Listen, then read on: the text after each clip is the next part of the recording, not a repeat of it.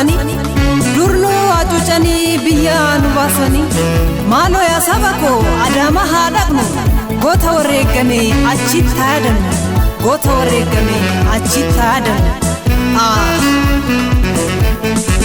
Alaabaa Oromoo har'a ol kaasanii durnoo acuucanii biyyaa nu baasanii maaloo yaa saba koo andoole haadhanoo goota wareegame achitti yaadannu.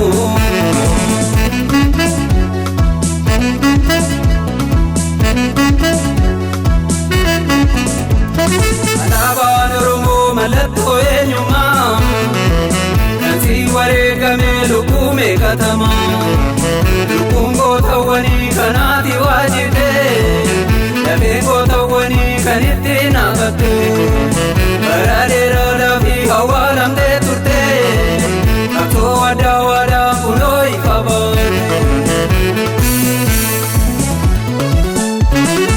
Alaabaa qabna Lusena kamna nuradora itti waamamna sirna bagada itti risona alaabaa qabna Lusena kamna.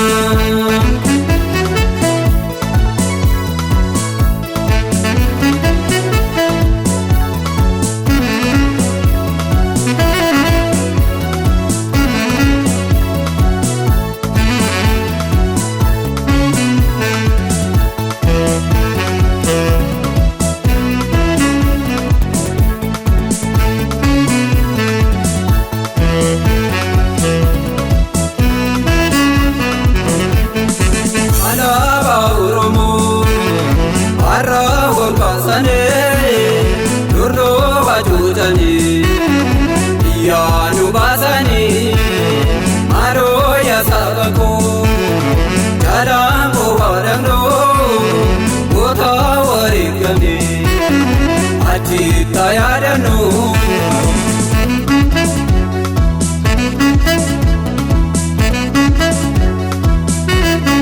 Oromoo walga'ee taa'ee mari'atee alaabaa Oromoo faajii fannifatee mirgisaa sarbamee bittaa bitootatee hammi isaanii tamee abbaa uffannooti odoo biyya qabu biyya isaa sarbamee odoo afaan qabu afaan isaa qabamee.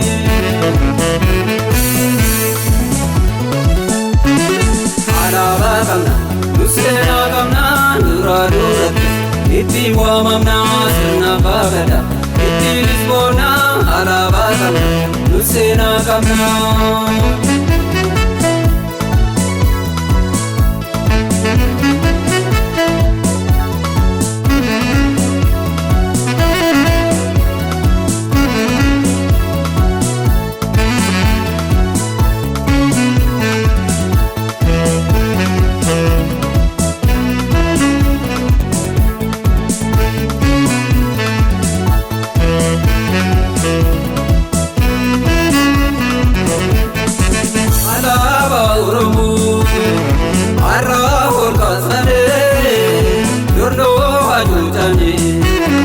Biyyaa nu baasanii maaloo yaa saba koo bullaallee haadhanoo goota wareegame achitti yaadannu.